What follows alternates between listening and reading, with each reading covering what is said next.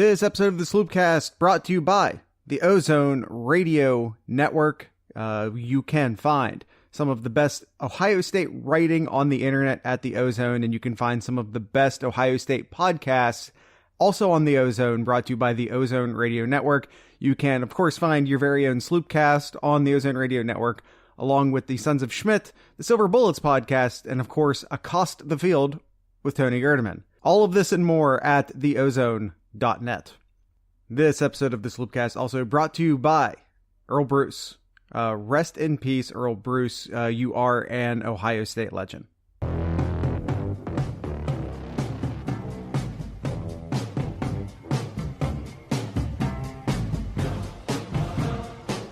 We've got barbecue back here. You're all invited.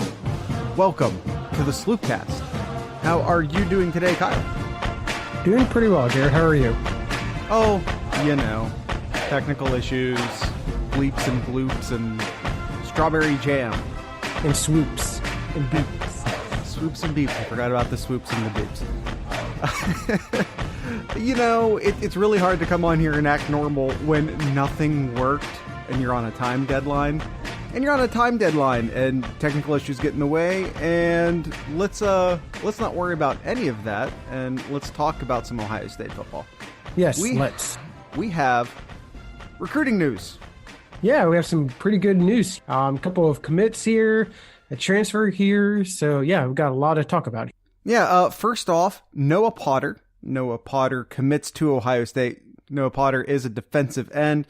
If his name sounds familiar, one, we talked about him a month or more back when we were previewing some of the best recruits out of the state of Ohio. He is from Mentor, Ohio. He is the 8th ranked player out of the state. He is the 18th overall player at his position and is a 24/7 Sports top 50 player. If his name still sounds familiar, it's because his older brother plays for the basketball team. Yes, it definitely fits that mold that Ohio State's looking for. 6'5", 250 pound, probably put on a few more pounds when he gets into the weight program here. Very happy to see that Ohio State keeping the best in state here at Ohio State. Yeah, before he committed, he had 15 crystal ball predictions, 100% of them going to Ohio State. So this is one of those things that did, in fact, feel inevitable. Second player commits to Ohio State since we last talked to you. His name is Steele Chambers. And if you're hearing some sirens in the background, we're on a time crunch, so just enjoy the ambiance. Steele Chambers, he's gonna... I don't know. I want to see a one-on-one matchup between him and Tuff Borland for best name on the team. How about this? You have, in the future here, you would have, if he would, instead of going be a linebacker, if he would to be more of like an H-back or running back, how about you have Master Teague and Steele Chambers in the backfield? Chambers? Did I say Chambers? Chambers. You did say Chambers. I work with somebody and she pronounces it Chambers, so sorry. Oh, okay. Chambers, Steele Chambers, and Master Teague you have in the background there. Well, I mean, either. Okay, so before we get too caught up on his name, he is an athlete, and he's marked athlete because maybe he's a running back, maybe he's a linebacker. Maybe he's an H-back. And in Ohio State system, maybe he's an H-back. But yeah, but when you talk about Steele Chambers, you're talking about maybe running back, maybe outside linebacker. But regardless, he is from Roswell, Georgia. He is from Blessed Trinity Catholic. He is the 29th ranked athlete and the 37th best player out of the state of Georgia. A lot of people giving him a Master Teague treatment, if you will. When Master Teague committed to Ohio State, he was underranked. He was a 3-star. He was the millionth ranked running back, it felt like anyway.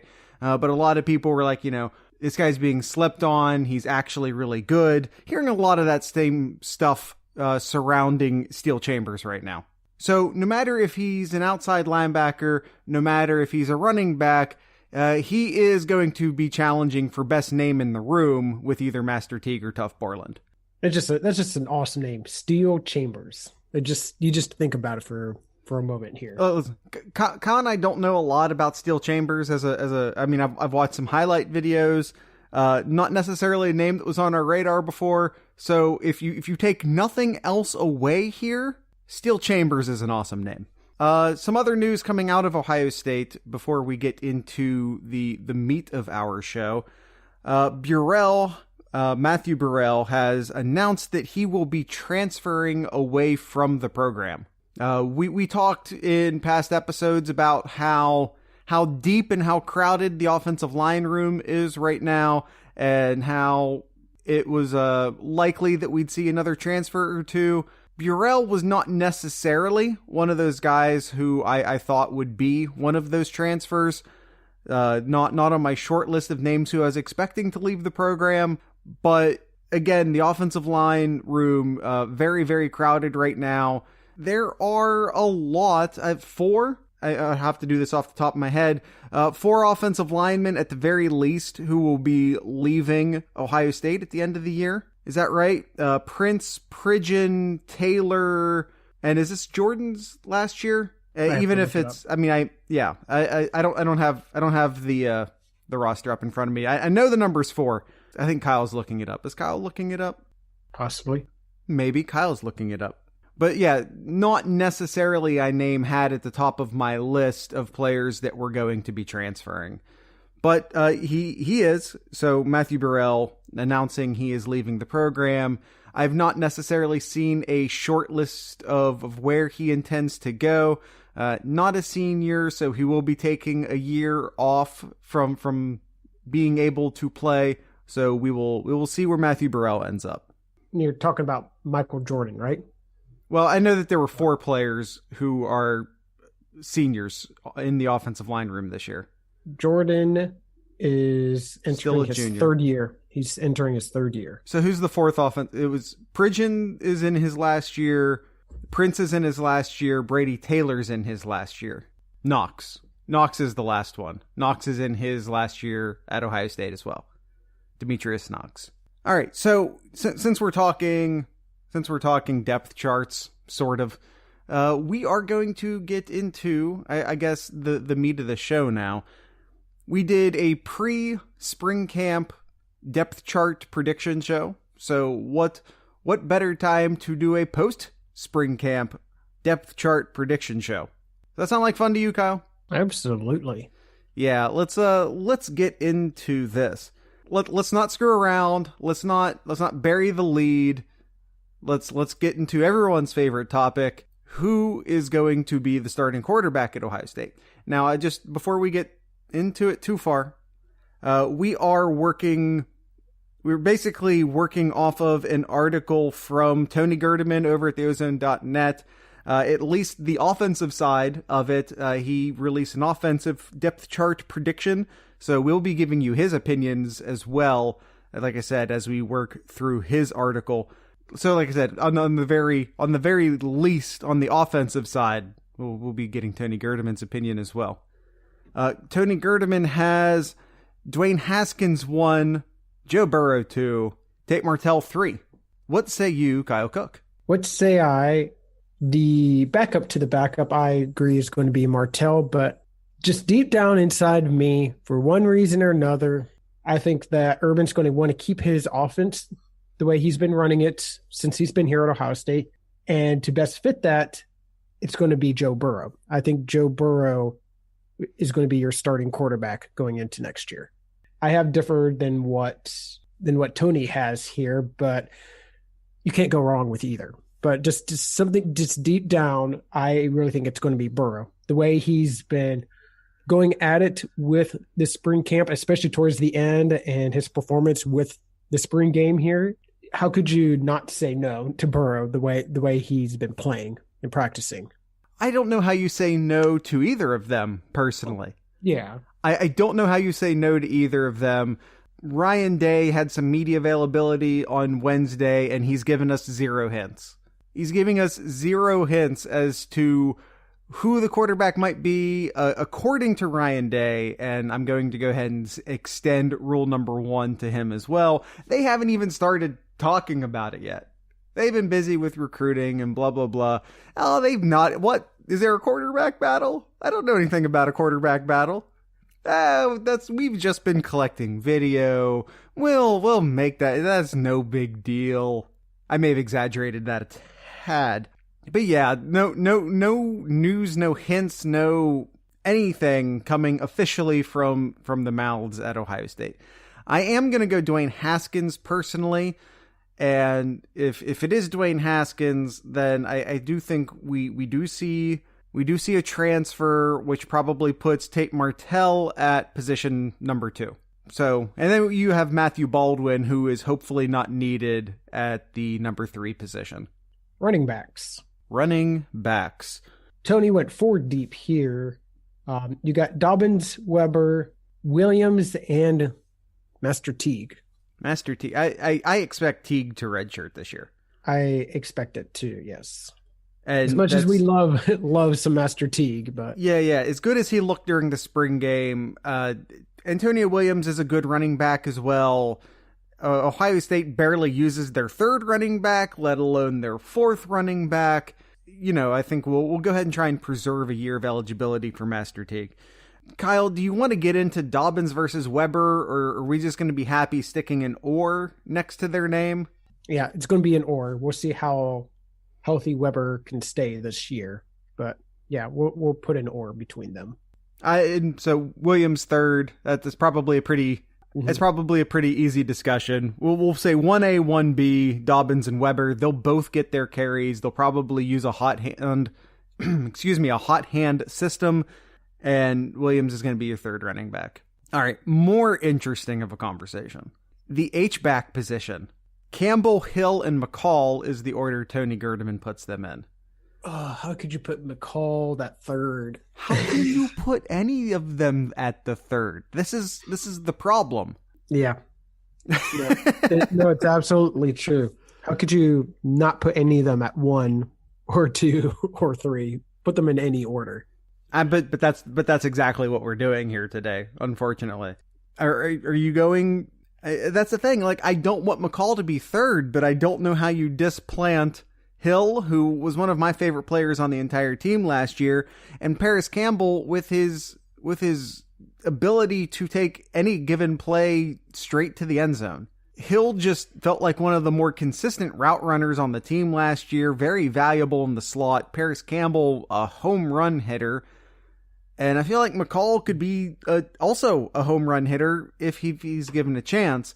And I think this is in large part why he's going to be like a number 1, with a bullet guy on the kick and punt returns.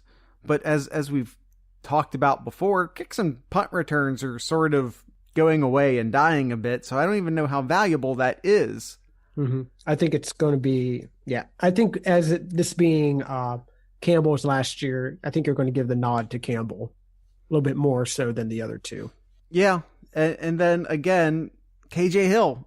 Like I said, I feel like he's or at least he was last year, one of the more consistent route runners on the team, one of the more reliable wide receivers on the team from the H-back position. I don't know how you bump him down to 3rd. As much as I hate to say it, Tony Gerdeman's right here. McCall is your 3rd H-back. It just kind of sucks. It's kind of like you say it. I think we're about to say the same thing. It's just like the running backs here. It's a crowded field here. Yeah, it sucks.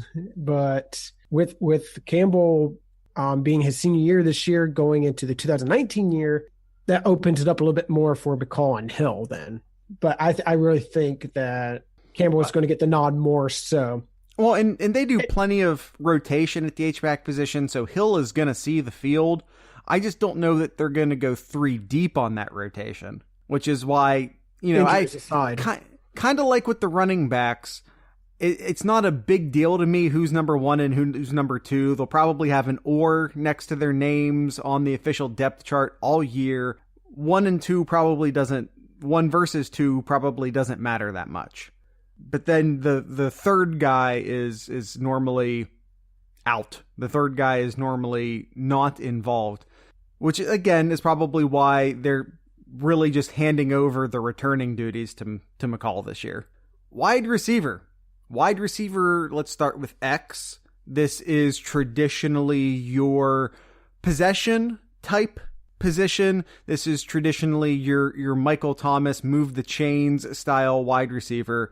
This is your route runner. This is your big body guy.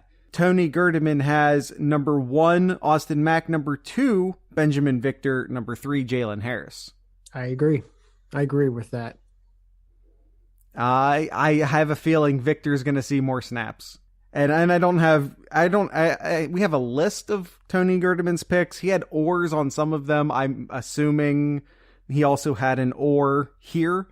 The wide receivers work on a pretty heavy rotation. So once again, who's number 1 and who's number 2 does not necessarily matter so much. But so really, as long as you're in that top 2, you're in a pretty good spot, which is a shame because I think Jalen Harris had a great spring. Jalen Harris looked really good in the spring game at the very least, but I imagine opportunities will in fact come his way. But Mac versus Victor, Victor versus Mac, I'm leaning Victor, Kyle's leaning Mac. Tony, if we're counting him as a tiebreaker, is on Kyle's side. Yes. Kyle's very happy with that. And I think that's it. Jalen Harris on the outside looking in, but I imagine because he had such a good camp that we will in fact see what he can do on the field. Mm-hmm. On this list too, I think that Gerdeman put him at H-back. On this list here, you got one of the best or one of the most talked about walk-ons who made quite a bit of a splash last year, C.J. Saunders. I think Gerdeman put him as like the 4th H-back, but could he see some time getting into that wide receiver slots too? Could be. The Z wide receiver, McLaurin and Dixon. Your two deep route runners here. Can't disagree with that. McLaurin coming into his senior year. Actually, both of them going in for their senior year here. We'll see if either one of them separates from the other, but as of right now, Gerdeman has McLaurin 1 and Dixon 2.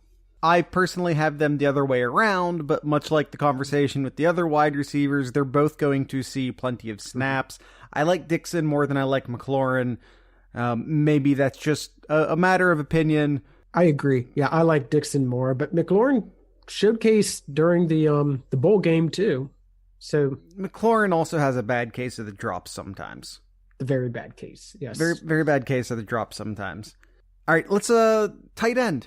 We don't necessarily have to do a lot of guessing here. I think Urban Meyer came out and said this in the post-spring game press conference that Farrell was, in fact, leading coming out of spring. Most of us thought that Barry had that position pretty much on lockdown. That has turned out not to be the case. But yeah, not a lot of room for guessing, seeing as how Urban did, in fact, tell us this is how it is. Yep. Farrell 1, Barry 2, and then Hosman 3, as of now, before any other incoming freshmen come in. Well, okay, so you said it. I'll ask you the question because I'm pretty sure that's what you want me to do. Yes.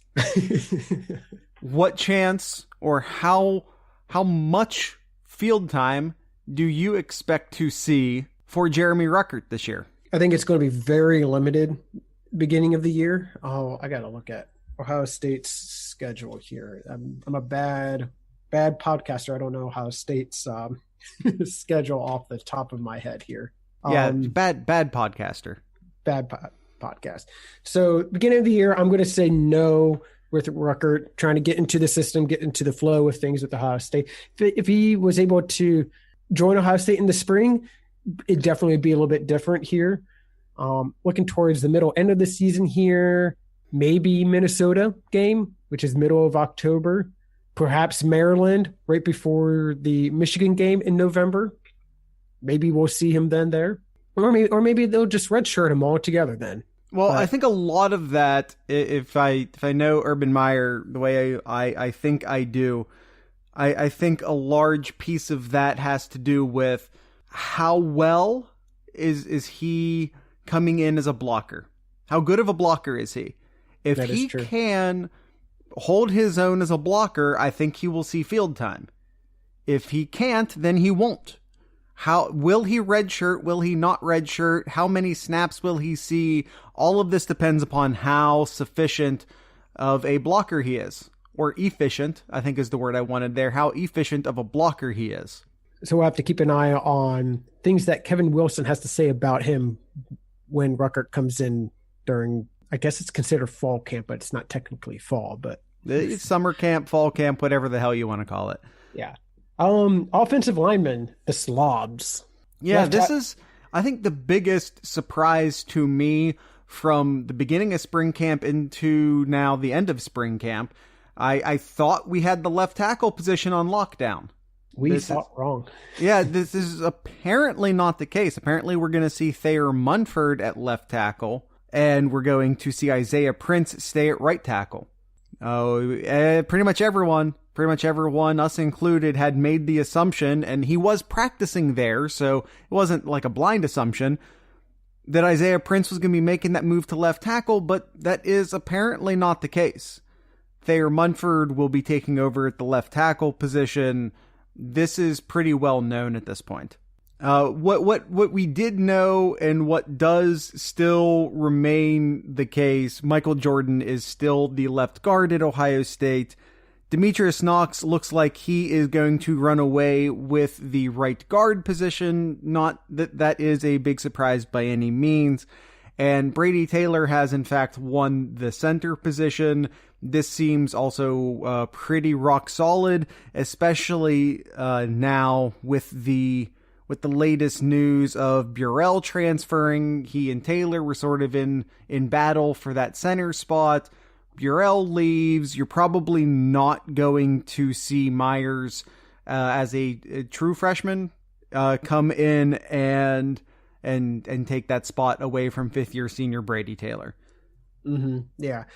I was just trying to compare what we had, I guess it would be 6 episodes ago when we previewed what we thought the depth chart was going to be.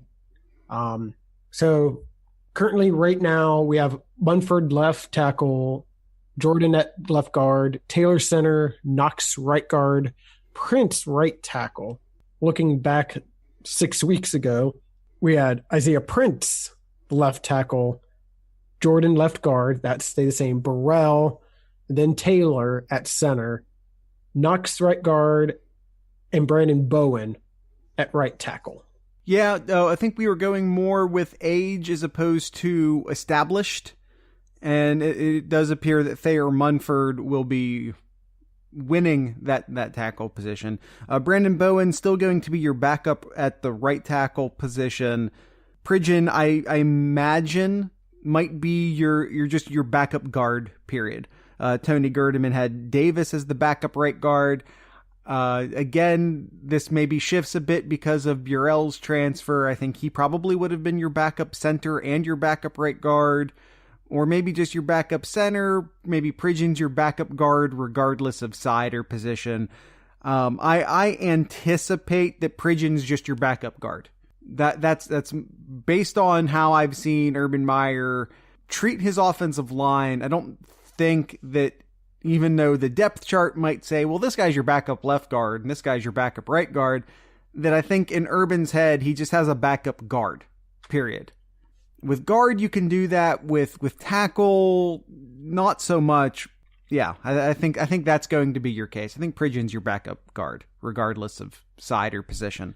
Surprised kind of out of nowhere, because we didn't even have him at any of the positions here. Joshua Alabi, back up to the left tackle. He's redshirt junior going into this year, which I was kind of surprised because I don't think anybody had him going into before spring camp. Yeah. But with all the changes moved around. Yeah, we like I said, we've had some transfers out of the offensive line room. We still might see another, maybe one transfer out of the offensive line room. With all of the talent coming in, Ohio State had a great recruiting class for offensive line, both last year and this year. And there are just some mid-program guys who are getting passed up by younger guys. And when that happens, you have transfers.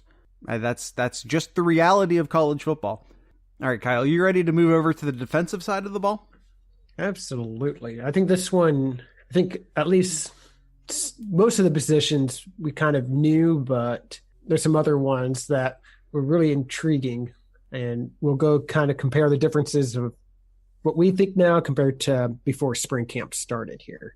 Yeah, absolutely. We'll do a bit of contrast and compare, as they like to say in English class. At the time we are recording this, Tony Gerdeman has not yet released his defensive depth chart prediction, so we're flying solo here. Well, there's two of us, so maybe not words. Doesn't matter. Defensive end. I hear there's a guy named Nick Bosa who's probably the starter. As well as another or any disagreement that Nick Bosa is probably a starter. As well as a very good sophomore who wears number 2 on the other side of Nick. Yeah, Bosa. his name is Chase Young. Young. Oh, a little self-deprecating humor there in our inability to pronounce names. His name, of course, is Chase Young. We play because we assume anyone listening to this podcast knows Nick Bosa, Chase Young are your starting defensive ends. Don't expect them to be on the field all the time. You're still going to see plenty of John Cooper on the field. You're going to see plenty of Jonathan Cooper. No worries there. Josh Cornell also will be on the field. I imagine Chase Young and Jonathan Cooper on a heavier rotation. You'll see Nick Bosa and Josh Cornell on a rotation that favors Nick Bosa a little bit more. Call me crazy. That's probably what you're going to see. Kind of looking at the difference from now to the beginning of spring here. Bosa and Young, same. Cooper was the backup, which we still have there. But before we had Dante Booker as the backup. Yeah. And then now we have Cornell, who we had as a backup for defensive tackle. Yeah, Dante Booker's an interesting because there's been lots of there was the false report of him transferring. There's been conversation about position switches, position moves. Yeah, I'm gonna leave that subject alone and out of the just out of respect and just say that that's pretty up in the air right now as far as his standing at Ohio State, and move on quickly from that, and we'll start talking about some defensive tackles. Defensive tackles, I believe we had, they're the same here. Draymond Jones and Big Bob Landers. Jones is your 3 tech, and Landers is your big body nose guard. I don't see any change in that. Those are your 2 guys, but we will see heavy rotation. Yeah, the backups has changed a lot. Like, well, and I'm not even super sure. I couldn't tell. I mean, I know I'm supposed to be coming on here and telling you who I think the backup defensive tackles are, but it's just so darn deep right now that I'm not. I feel real solid about the 2 starting guys, but there are just so many great defensive tackles on this field right now. So before the spring camp, we had Antoine Jackson and Haskell Garrett as your backup nose tackles, and you know what? I don't think I'm going to move from that. I still say that I think that's the right answer. Antoine Jackson and Haskell Garrett, I think, are your 2 backup defensive tackles. Yeah, I agree. I like Antoine Jackson a lot more too. I know another name you could put into the mix there is Hamilton as well. Yeah. Again, he's one of the reasons why I'm so unsure in my prediction of the backup defensive tackles. As of right now, I think I like Antoine Jackson a little bit more.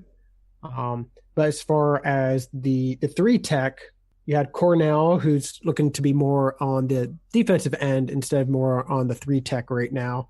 Malik Barrow as well is who we had before the spring camp here. But obviously with spring come and gone here, one name that everybody should know right now, the first to lose his black stripe, freshman to lose his black stripe. Before you go there, I received some assistance on Twitter from Twitter user at LL_cool, 2 underscores and an A. He's helping us out with this pronunciation, and your help is appreciated. Yes. It's Tommy Tozei. Tozei. Tozei. He says hard Z, pronounce the I. Tozii. So I think you also probably should say it a little bit quicker than what I'm saying right now. Tommy Tozii. Tommy Tozii. Okay. It's been a long journey for us, but I think we finally got there. Tommy Tozii. Thank you for that. We were way off before. Oh, we just weren't even close. We just weren't even close. He's definitely come a long way. As I mentioned before, first to lose this black stripe as a true freshman. He's made so big splash this spring, and he's definitely on that mix to be that backup or even the third too. So what's your thoughts on the 3-tech backup role? Like you said, it's Jones number 1, and that's just not even up for debate. And there's I don't disagree with anything you said. Like with the H-back position, like with the quarterback position, I think it's tremendously deep and great right now. I think Jackson is your backup in the nose guard.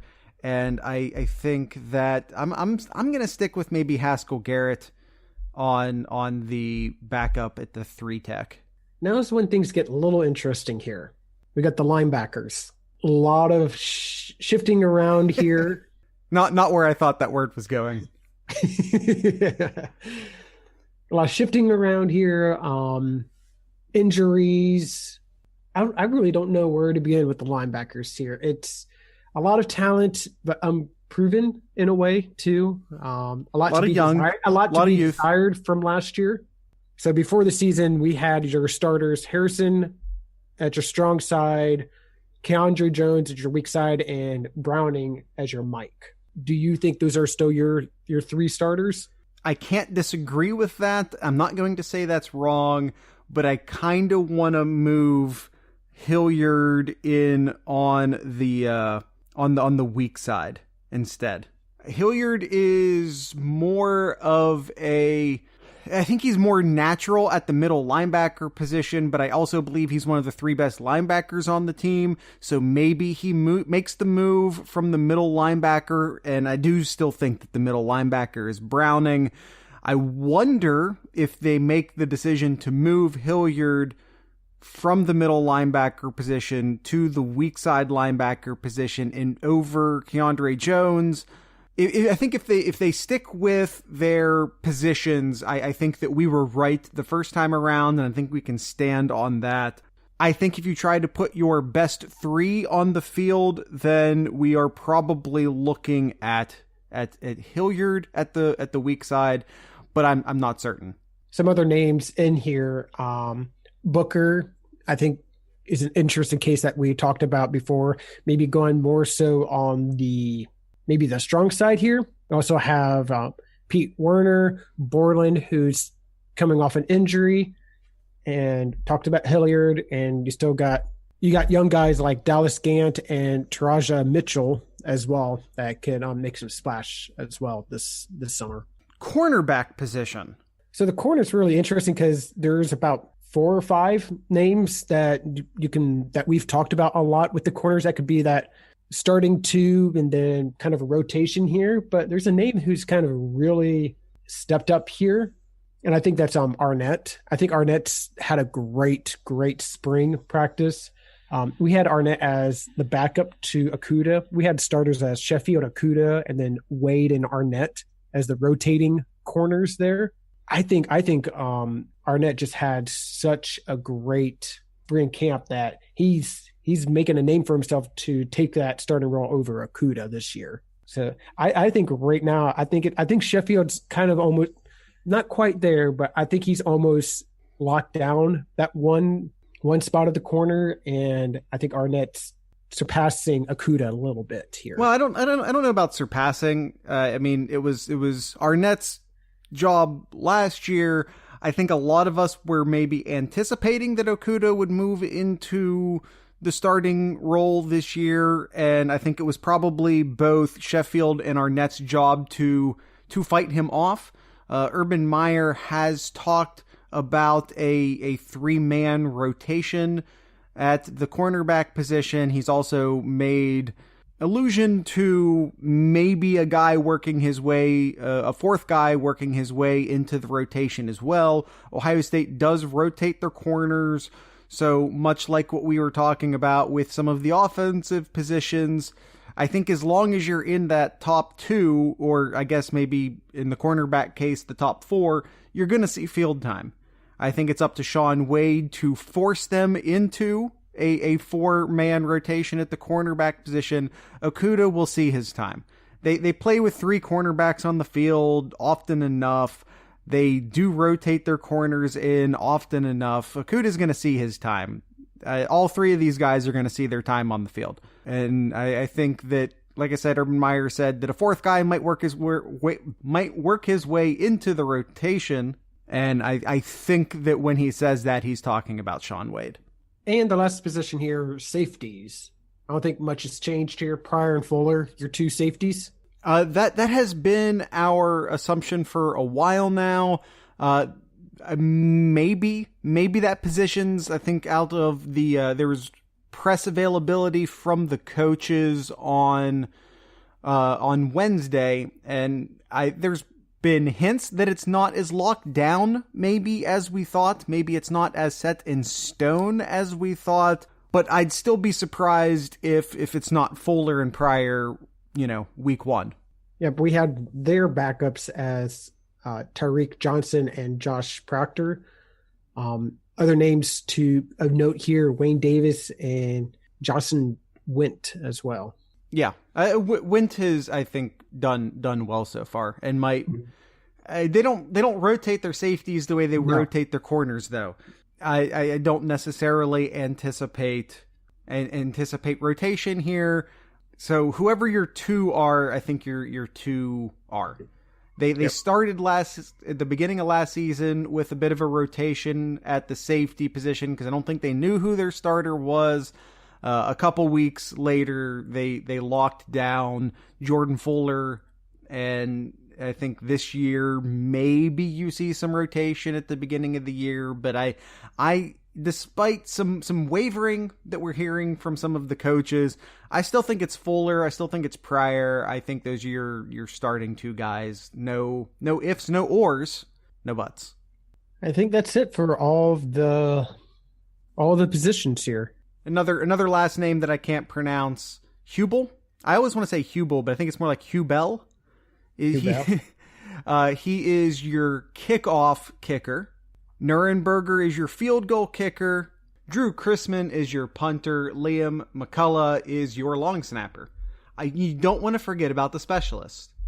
You cannot forget about the specialist. And by the way, Sean Nurenberger, I think we like to joke last year about how JT Barrett was on the team for 12 years. So if you guys were enjoying that joke, I give you permission to take that joke and now start applying it to Sean Nurenberger. Because it's felt like that Sean Nurenberger's been on the team for about I'm gonna say John Cooper recruited him. Does that sound about right for Sean Nurenberger? 20th year senior Sean Nurenberger. About the same time that JT was brought on?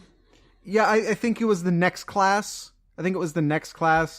He was brought in the next class after JT Barrett. Gotcha. Yeah, like I said, don't want to forget about your specialist. And I think that's it. I think that's the end of the show.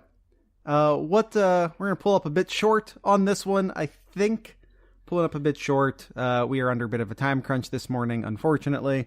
Technical issues, so on and so forth.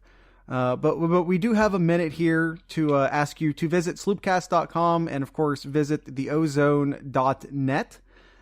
These are available to you all for free, all through the internet. At The Ozone, you will find some of the best writing in all of the Buckeye universe. You will find not necessarily that at sloopcast.com, but you will find all of the music that we play on the show. You will find a donations page in case you want to send us some love in the form of hard cash. You can find all of our social media stuffs at sloopcast.com. You can find our Twitter pages. You can find our Facebook page. You can find all of that stuff. You can follow me at Jared Ohio. You can follow the podcast page, which is where I do most of my tweeting, which is out of at Sloopcast. And Kyle, what is your Twitter handle? It is at the Crazy One, Crazy with a K and one spelled out.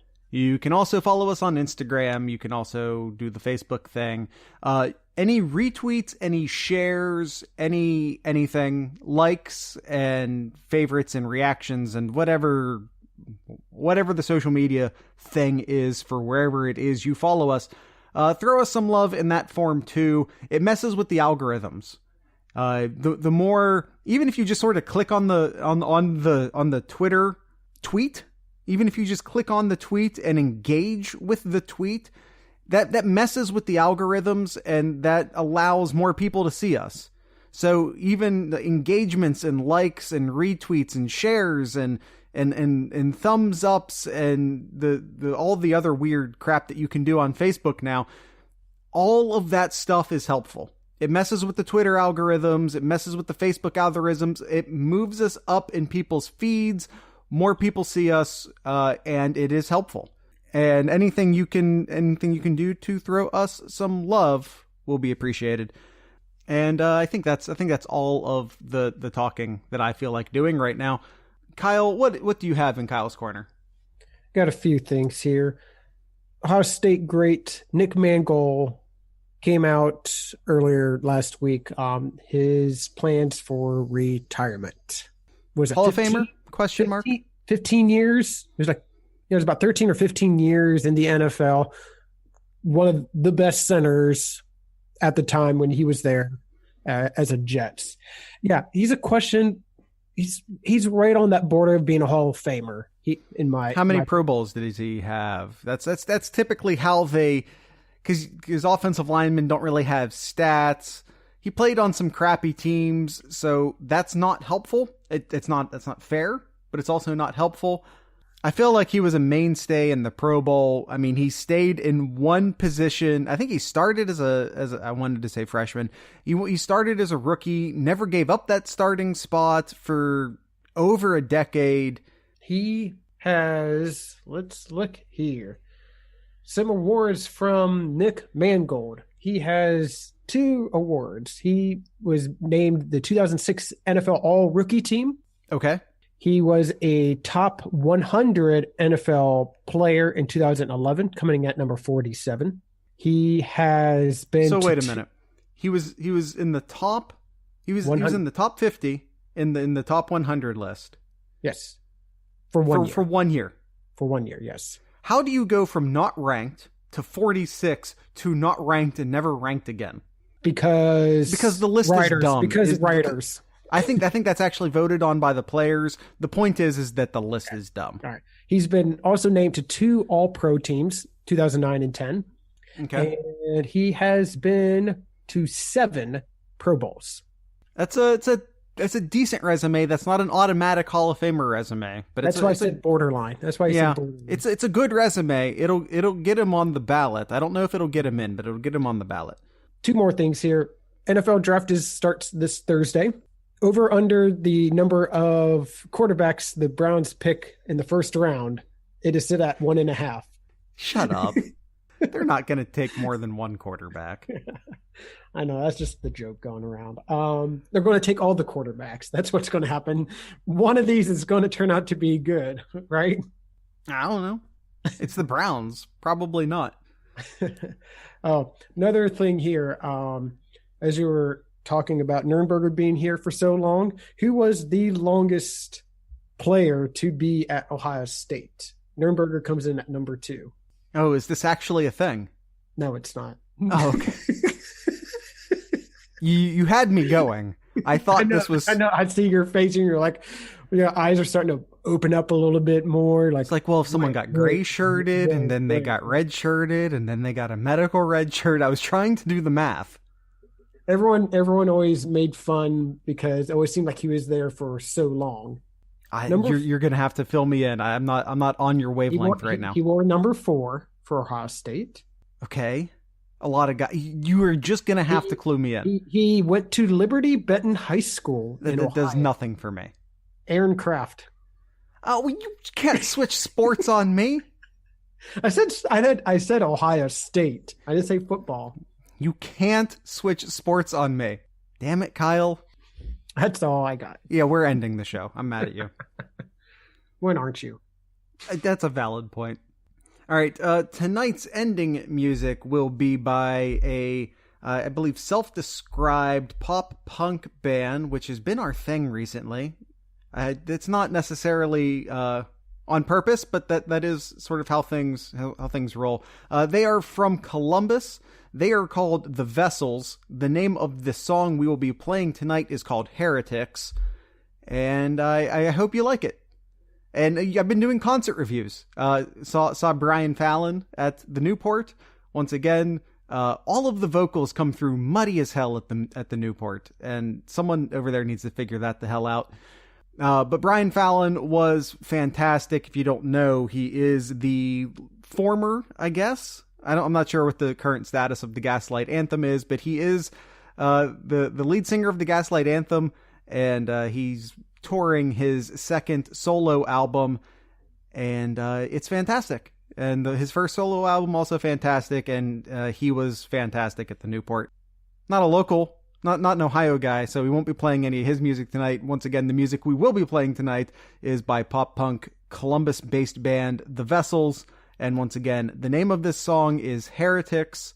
So with that being said, be sure to listen to local music, drink local beer, and of course, support your local podcasters. Once again, this is The Vessels.